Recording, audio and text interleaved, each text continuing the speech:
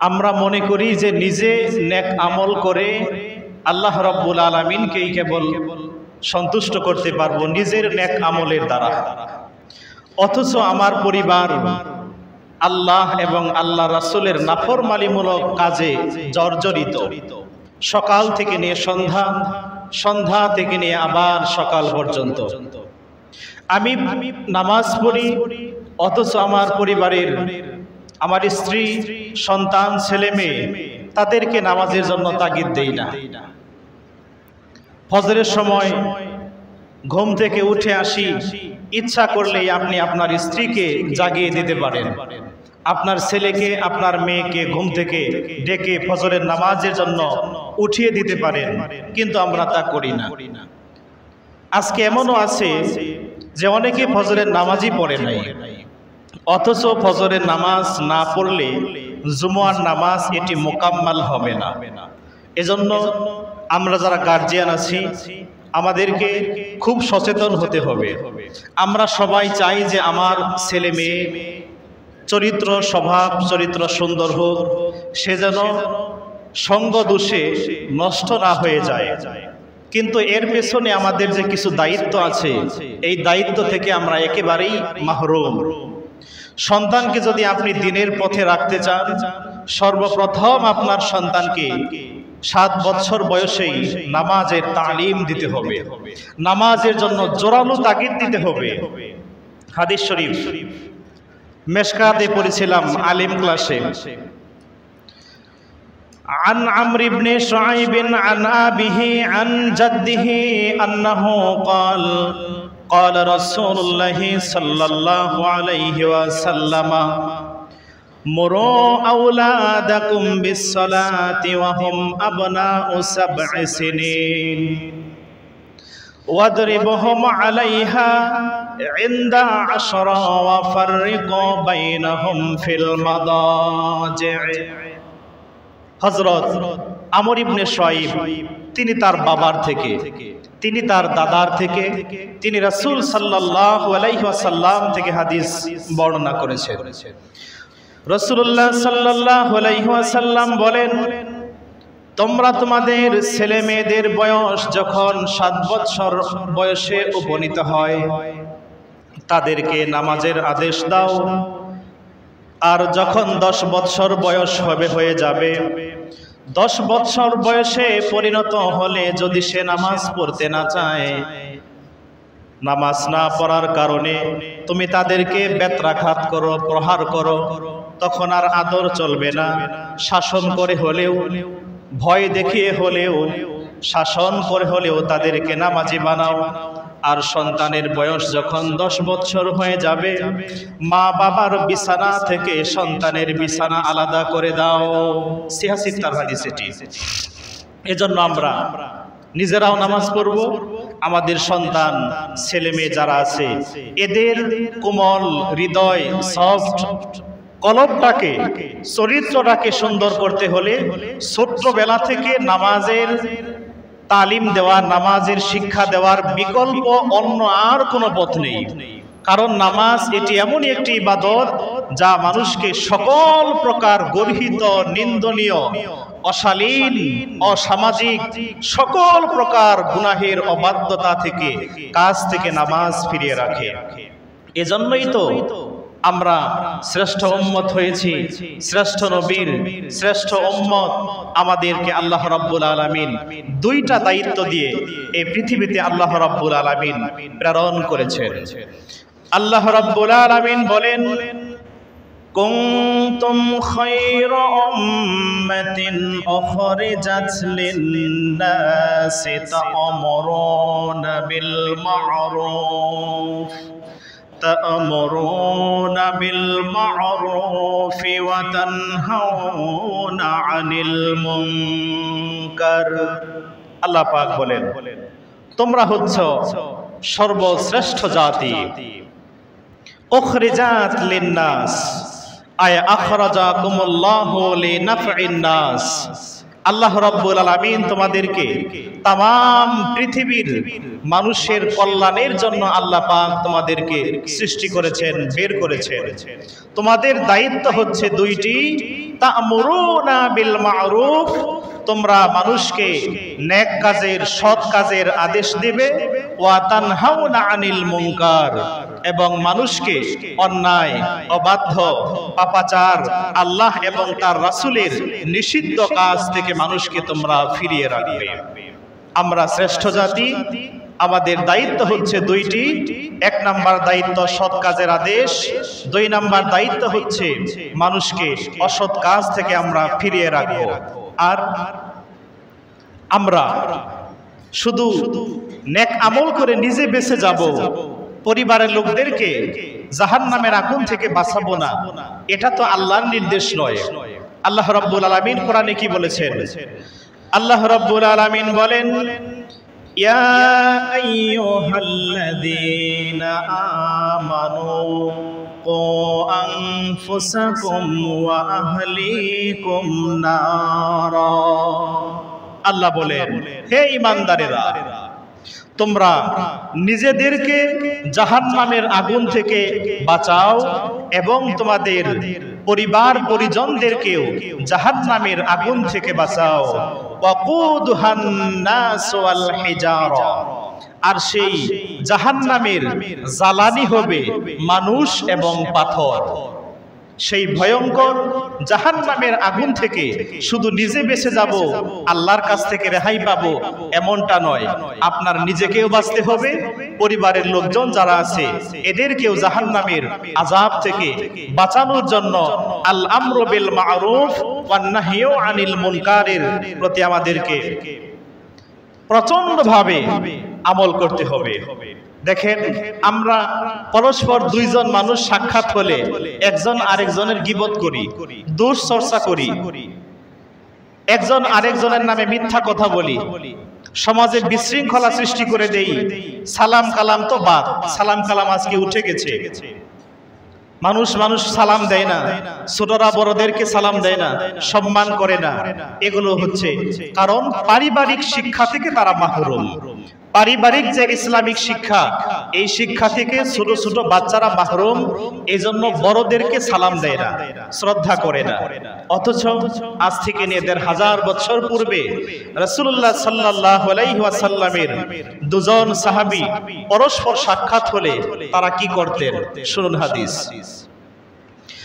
হাদিস শরীফে বর্ণিত হয়েছে, কানা রাজুলানি মিন আসহাবি রাসূলিল্লাহি সাল্লাল্লাহু আলাইহি ওয়াসাল্লাম ইযা ইলতাকায়া লাম ইয়াতাফাররাকা হাত্তা ইয়াকরা আহাদুহুমা আলাল আখার ওয়াল আসরি ইন্নাল ইনসানা লাফি খুসর إلا الذين آمنوا وعملوا الصالحات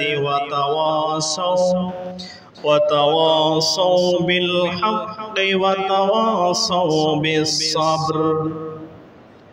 রাসূলুল্লাহ সাল্লাল্লাহু আলাইহি ওয়াসাল্লামের দুইজন সাহাবী পরস্পর সাক্ষাৎ হলে ততক্ষণ পর্যন্ত তারা বিচ্ছিন্ন হতেন না, যে পর্যন্ত একজন আরেকজনকে পবিত্র কোরআনুল কারীমের সূরা আসর তিলাওয়াত করে না শোনাতেন। বলুন না সুবহানাল্লাহ। এই সূরা আসর কি আছে এর মধ্যে এমন? আল্লাহ বলেন, ওয়াল আসর, শপথ আসরের, সময়ের। ইন্নাল ইনসানা লাফি খুসর, নিশ্চয়ই মানব জাতি ধ্বংসের মুখে চলে গিয়েছে, নিশ্চয়ই মানুষ ক্ষতিগ্রস্ত। ইল্লাল্লাযীনা আমানু ওয়া আমিলুস সালিহাত, তবে ওই সমস্ত মানুষ ধ্বংসের মধ্যে পড়বে না যারা ঈমানদার, ঈমানের সাথে যারা নেক আমল করে এবং একজন আরেকজনকে ভালো কাজের, ভালো কথার দিক নির্দেশনা দেয় এবং মানুষকে সবর, ধৈর্য ধারণ করার জন্য আহ্বান করে, আদেশ করে। ঈমানদার, নেক আমলওয়ালা মানুষকে নেক কাজের আদেশ দেয় এবং বিপদে আপদে যারা পরস্পরকে ধৈর্য ধারণের জন্য শিক্ষা দেয়, তালিম দেয়, এরা ছাড়া বাকি সবাই ধ্বংসের মধ্যে নিপতিত। এজন্য আমরা পরস্পর সাক্ষাৎ হলে সালাম দেব। আমার নিজের নেক আমলের কথা আরেক মুমিন ভাইকে আমি শিখিয়ে দেব। আমার যে ভুলটা আছে মনে রাখবেন, একটা মানুষ যত বড়ই জ্ঞানী হোক, নিজের ভুল নিজের কাছে ধরা পড়ে না, আরেকজনের কাছে ধরা পড়ে। এজন্য আমাদের দৈনন্দিন আমাদের নামাজ পড়তে হয়, আমাদের তেলাওয়াতকৃত সূরার মধ্যে ভুল আছে কিনা আমরা পরস্পরের কাছে যাচাই করব। প্রথমে আমরা সর্বপ্রথম যে আমলটা দিয়ে শুরু করব সেটি হচ্ছে নামাজ। এই নামাজের আমল যদি ঠিক হয়ে যায়, আল্লাহ রাব্বুল আলামিন এই নামাজের ওসিলায় বাকি আমলগুলোকে আল্লাহ রাব্বুল আলামিন শুদ্ধ করে দিবেন। এজন্যই তো আল্লাহ পাক পবিত্র কুরআনুল কারীমে ইরশাদ করে দিয়েছেন যে আমার হাবিবের উম্মতের মধ্য থেকে এমন একটা দল সব সময় থাকা উচিত যারা মানুষকে কল্যাণের দিকে ধাবিত করবে।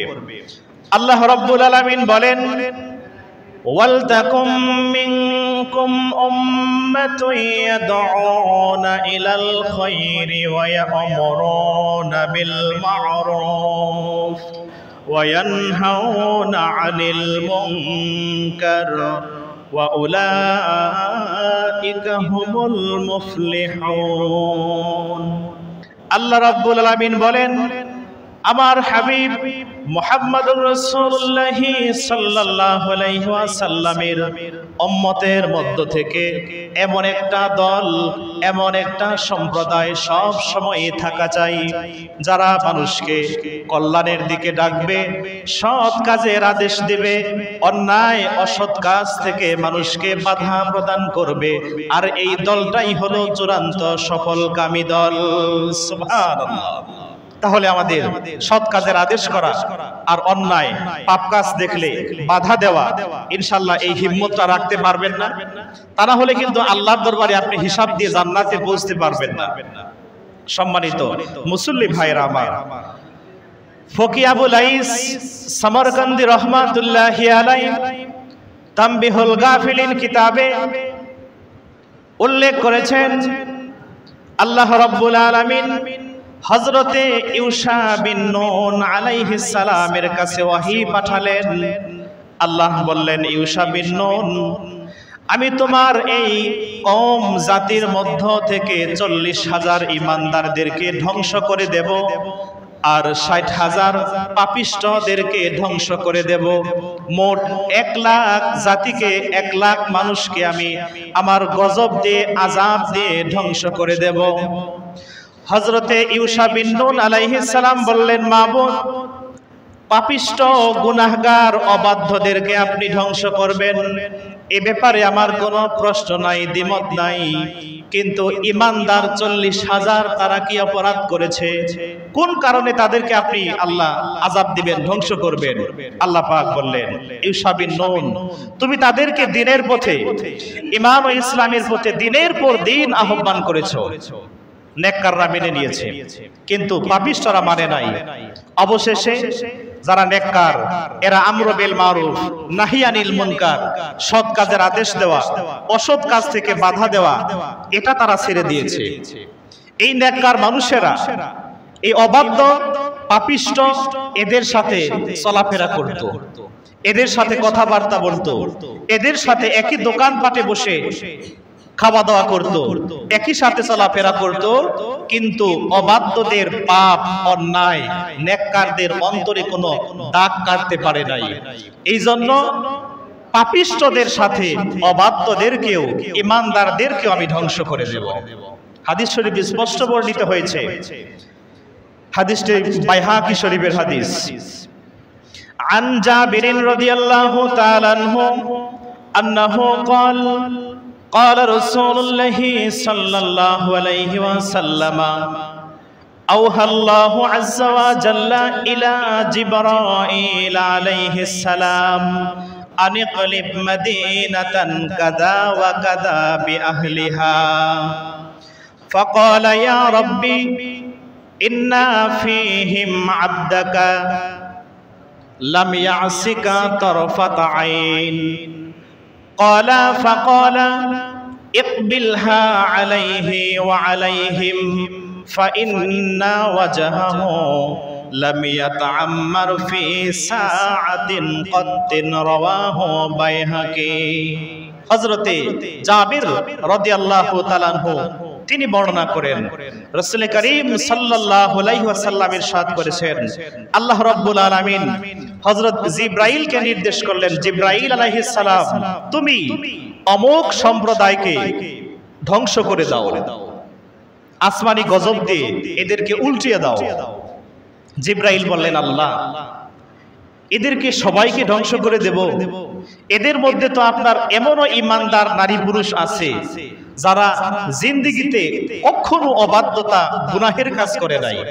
আল্লাহ বললেন, জিবরাইল এদেরকেও ধ্বংস করে দাও, সাথে পাপিষ্ঠদেরকেও ধ্বংস করে দাও। কারণ এই নেককার যারা ছিল এরা শুধু নিজেরাই নেক আমল করে গিয়েছে সারাটা জীবন। এই পাপিষ্ঠদেরকে, অবাধ্যদেরকে, যারা আল্লাহ এবং তদীয় নবী এবং রাসূলের বিরোধিতা করত, আল্লাহর হুকুম মানত না, নবীর সুন্নত আদর্শকে ভ্রুক্ষেপ করে চলত, এদের সাথে নেককাররা চলাফেরা করত। কিন্তু পাপিষ্ঠদের পাপ আমলের কারণে নেককারদের অন্তর একটুও ব্যথিত হয় নাই। নেককাররা কখনো তাদেরকে পাপ কাজ থেকে ফিরে আসার জন্য, সুপথে আসার জন্য আহ্বান করে নাই। এই জন্য নেককার সহ পাপিষ্ঠ সবাইকে ধ্বংস করে দাও। দেখেন আল্লাহর গজব যা কোনো সময় আসতে পারে।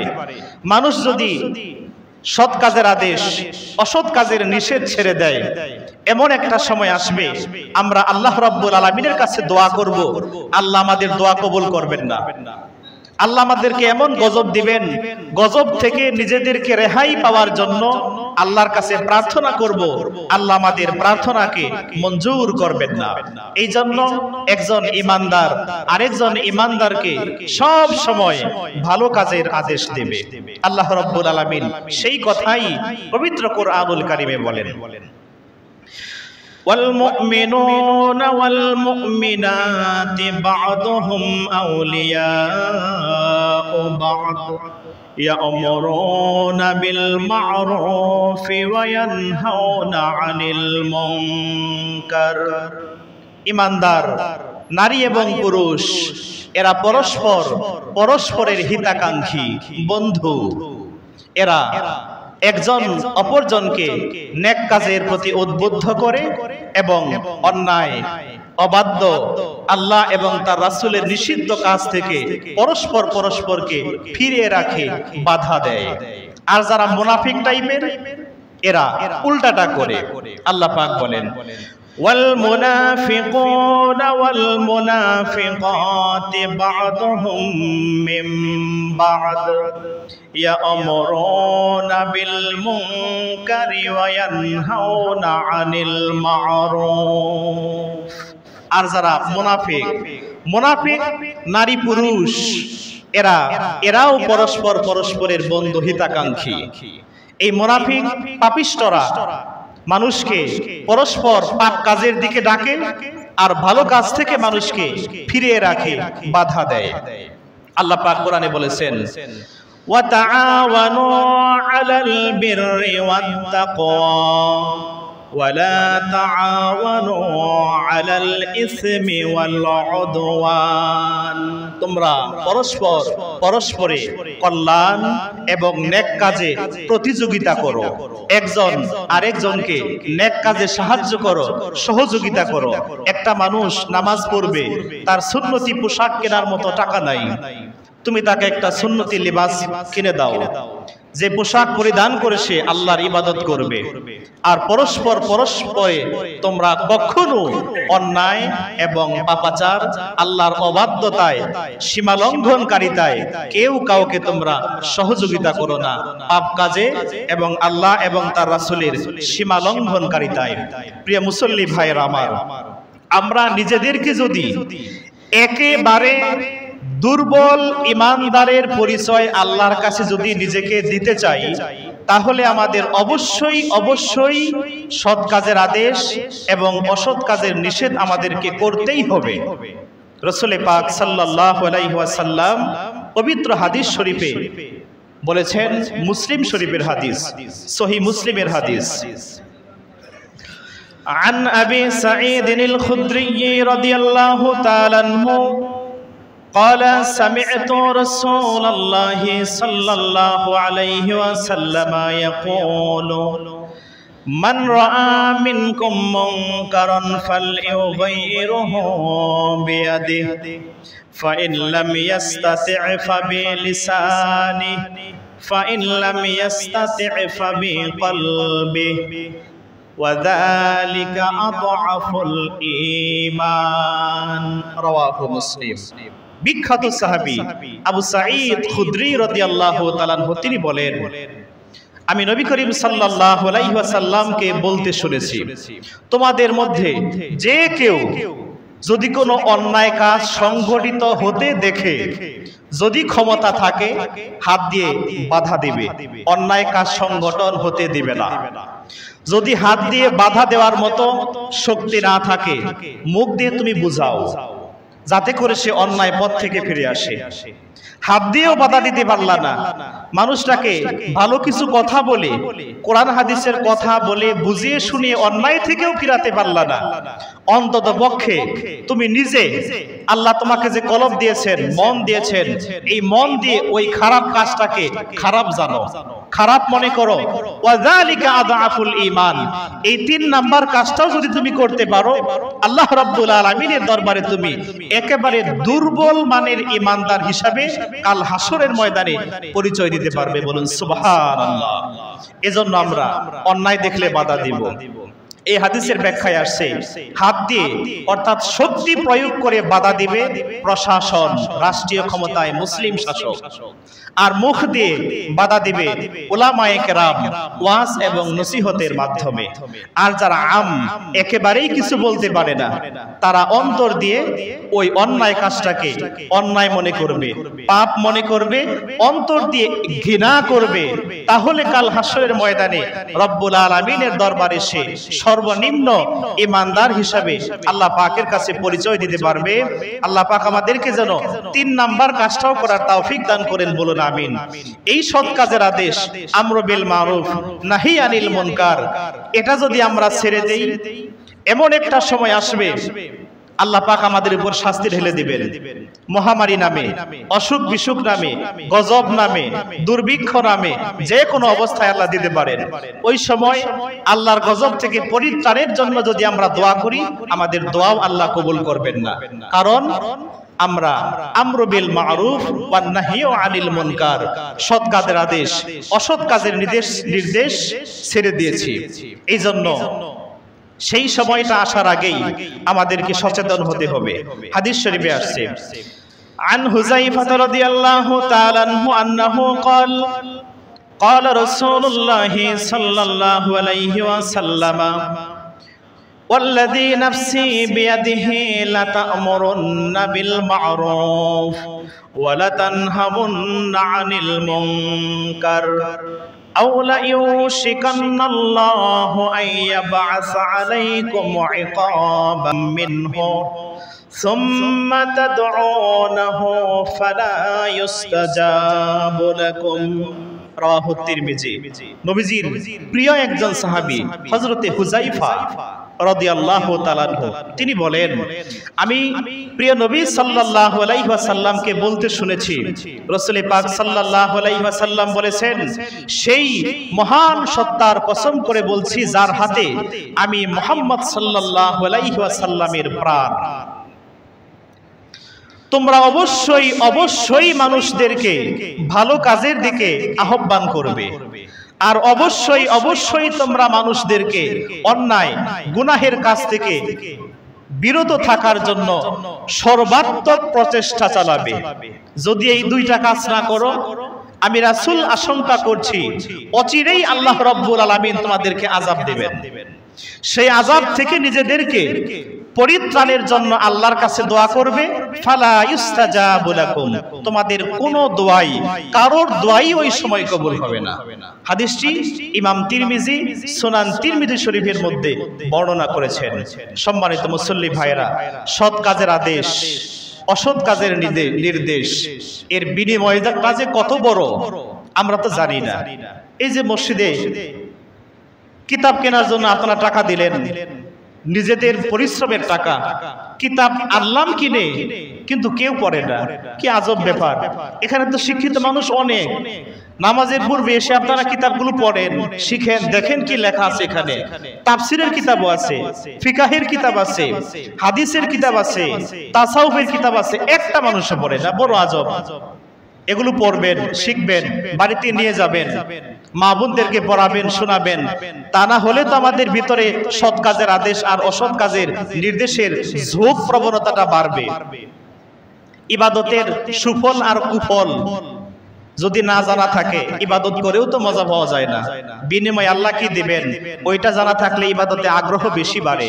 হাদিস শরীফে আসছে, عن أبي هريرة رضي الله تعالى عنه أنه قال قال رسول الله صلى الله عليه وسلم من دعا إلى هدى كان له من الأجر مثل أجر من تبعه لا ينقص ذلك من أجرهم شيئا।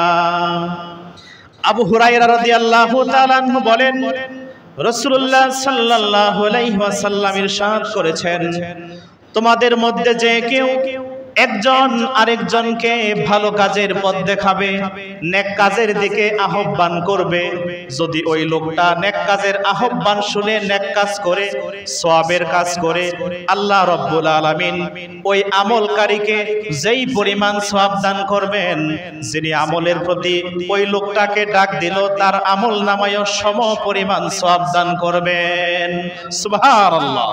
নামাজের সময়, ফজরের সময় আপনি মসজিদে আসতেছেন, আপনি ঘুম থেকে উঠলেন, আপনার বিবিকে, আপনার ছেলেকে, মেয়েকে ঘুম থেকে জাগিয়ে দিয়ে আসলেন। এইতে করে আপনি নামাজের সওয়াব তো পেলেনই, আপনার স্ত্রী, আপনার ছেলে, আপনার আদরের মেয়ে, তারাও যে নামাজ পড়লো, এই নামাজের সম পরিমাণ সওয়াব তাদেরকে শুধু ঘুম থেকে জাগিয়ে নামাজের জন্য প্রস্তুত করে দেওয়ার বিনিময়ে আল্লাহর এই 3 জোরের নামাজের সওয়াব আপনার আমল নামায় দিবেন। বলুন সুবহানাল্লাহ। অথবা আপনি একজন মানুষকে সৎ কাজের দিকে ডাকলেন, নামাজ পড়তে বললেন, সে নামাজ পড়লো, কিন্তু তার নামাজ আল্লাহর দরবারে কবুল হয় নাই, তাহলে কি আপনি সওয়াব পাবেন না? অবশ্যই পাবেন। আপনি যে মানুষটাকে দাওয়াত দিয়ে মসজিদে এনে নামাজ পড়ালেন, ওই ব্যক্তির নামাজ কবুল হোক বা না হোক, আল্লাহ রাব্বুল আলামিন আপনার আমল নামায় কবুল এক ওয়াক্ত নামাজের সওয়াব আল্লাহ পাক আপনার আমল নামায় দিয়ে দিবেন। বলুন সুবহানাল্লাহ। আল্লাহ পাক কৃপণ নন। আল্লাহ শুধু চান ওসিলা, কোন ওসিলায় বান্দাকে নাজাত দেওয়া যায়, বান্দার আমল নামাটি তাকে ভারী করা যায়। পক্ষান্তরে ওয়ামান দাআ ইলা দালালাতিন কানা লাহু মিনাল ইসমি, যে ব্যক্তি মানুষকে অন্যায় কাজের দিকে আহ্বান করবে, আল্লাহ রাব্বুল আলামিন যে ব্যক্তির আহ্বানের কারণে লোকটা অন্যায় কাজ করলো, ওই ব্যক্তির অন্যায় কাজটা যত বড় হবে তত বড় পরিমাণ পাপের একটা বিশাল অংশ আল্লাহ রাব্বুল আলামিন যে অন্যায় পথে ডাকলো তার আমলনামায় সমান পাপ লিখে দিবেন। বলুন না নাউজুবিল্লাহ। এতে করে ওই পাপিষ্টের আমলনামার থেকে এক বিন্দু পরিমাণ পাপও কমবে না, আর যে আমেল ইবাদতকারী নেক আমল করলো, বিনিময়ে আহ্বানকারীকে আল্লাহ যে নেক দান করবেন, তার আমলনামা থেকেও এক জাররা পরিমাণ নেকি কমবে না। এজন্য আমরা পরস্পরকে সৎ কাজের প্রতি ডাকবো। আর সব থেকে বড় জিহাদ, উত্তম জিহাদ বলা হয়েছে হক কথা বলা। عن أبي سعيد الخدري رضي الله تعالى عنه أنه قال قال رسول الله صلى الله عليه وسلم أفضل الجهاد كلمة حق عند سلطان زائر عند سلطان جائر। আবু সাঈদ খুদরি রাদিয়াল্লাহু তাআলা আনহু বলেন, রাসূলুল্লাহ সাল্লাল্লাহু আলাইহি ওয়াসাল্লাম ইরশাদ করেছেন, উত্তম জিহাদ হলো কোন অত্যাচারী, পাপিষ্ঠ, অবাধ্য শাসকের সামনে, জালেম শাসকের সামনে হক কথাকে তুলে ধরা, এটাই হলো সব থেকে বড় জিহাদ। এজন্য আমরা সব সময় হক কথা বলার চেষ্টা করব। পবিত্র কোরআনে আল্লাহ হক কথা বলাকে ইবাদত বলেছেন, হক কথা বলার আদেশ দিয়েছেন। আল্লাহ বলেছেন ইয়া আইয়ুহাল্লাযীনা আমানুত্তাকুল্লাহা ওয়া কুলু কাওলান সাদীদা, ঈমানদাররা তোমরা আল্লাহকে ভয় করো আর সদা সর্বদা সত্য কথা বলো। প্রিয় ভাইয়েরা আমার, আল্লাহ রাব্বুল আলামিন আমরা যদি আল্লাহর পথে মানুষকে ডাকি, অন্যায় থেকে মানুষকে ফিরিয়ে রাখি, আল্লাহ রাব্বুল আলামিন চান এই উম্মতে মুহাম্মাদের মধ্যে ঈমানদার যারা থাকবে এদেরকে আল্লাহ রাষ্ট্রীয় ক্ষমতায় বসাতে আল্লাহ চান। পবিত্র কোরআন সূরা আল হজ আয়াত নাম্বার 41 আল্লাহ রাব্বুল আলামিন বলেন الذين إن مكناهم في الأرض أقاموا الصلاة وآتوا الزكاة وأمروا بالمعروف ونهوا عن المنكر ولله عاقبة الأمور আল্লাহ পাক বলেন আমি আমার হাবিব মুহাম্মদ সাল্লাল্লাহু আলাইহি ওয়াসাল্লামের ঈমানদার উম্মত এদেরকে যদি রাষ্ট্র ক্ষমতায় বসাই, রাষ্ট্রীয় মালিকানা যদি এদেরকে দান করি, এরা এই ঈমানদাররা 4টা কাজ চালু করবে রাষ্ট্রীয়ভাবে। 1 নাম্বার নামাজ কায়েম করবে রাষ্ট্রীয়ভাবে। 2 নাম্বার ইসলামী অর্থনীতিকে সচল করার জন্য যাকাত ব্যবস্থা চালু করবে। 3 নাম্বার সৎ কাজের আদেশকে তারা রাষ্ট্রীয়ভাবে আইন বানিয়ে ফেলবে। 4 নাম্বার অসৎ কাজ থেকে মানুষকে তারা ফিরিয়ে রাখবে। তাহলে আমরাও ঈমানদার, আমরাও রাসূলুল্লাহর উম্মত। বলুন আমাদের নামাজ পড়ার দরকার আছে কি নাই? একটু জোরে বলুন আছে কি নাই? যারা ধনী তাদের যাকাত দেওয়ার প্রয়োজন আছে কি নাই? সৎ কাজের আদেশ করার আমাদের প্রয়োজন আছে কি নাই? অসৎ কাজের নিষেধ করার আদেশ প্রয়োজন আছে কি নাই? আমাদের অবশ্যই আছে। আজকের আলোচনার মূল 3টা পয়েন্ট, এই 3টা পয়েন্ট যদি আপনারা ব্যক্তিগতভাবে পরিবারে আর সামাজিকভাবে সমাজের যারা নেতৃস্থানীয় লোক তারা যদি কায়েম করতে পারে, সমাজ থেকে সব ধরনের অন্যায়, পাপাচার, কামাচার, মদ, জুয়া, আফিম, হিরোইন, গাঞ্জা, যত প্রকারের নেশা আছে, যত প্রকারের অবাধ্য পাপাচারিতা আছে, সব কিছু আল্লাহ দূর করে দিবেন আল আমরু বিল মারুফ, সৎ কাজের আদেশের মাধ্যমে। 2 ওয়ান নাহিয়ু আনিল মুনকার, অসৎ কাজ থেকে মানুষকে শক্তিশালীভাবে বাধা দেওয়ার মাধ্যমে। আর ব্যক্তি জীবন থেকে নিয়ে শুরু করে আমাদের পারিবারিক জীবন, সামাজিক জীবনে যদি আমরা নামাজ পড়াটাকে বাধ্যতামূলক করতে পারি, ইনশাআল্লাহ আমাদের সমাজ থেকে, পরিবার থেকে সকল অন্যায়কে আল্লাহ রাব্বুল আলামিন দূর করে দিবেন। সবাই বলুন আল্লাহুম্মা আমিন। আল্লাহ পাক আমাদেরকে 5 ওয়াক্ত নামাজ, সৎ কাজের আদেশ এবং অসৎ কাজ থেকে মানুষকে ফিরিয়ে রাখার মতো হিম্মত, শক্তি আল্লাহ পাক আমাদেরকে দান করুন। সবাই বলুন আল্লাহুম্মা আমিন। আসসালামু আলাইকুম ওয়া রাহমাতুল্লাহি ওয়া বারাকাতুহু।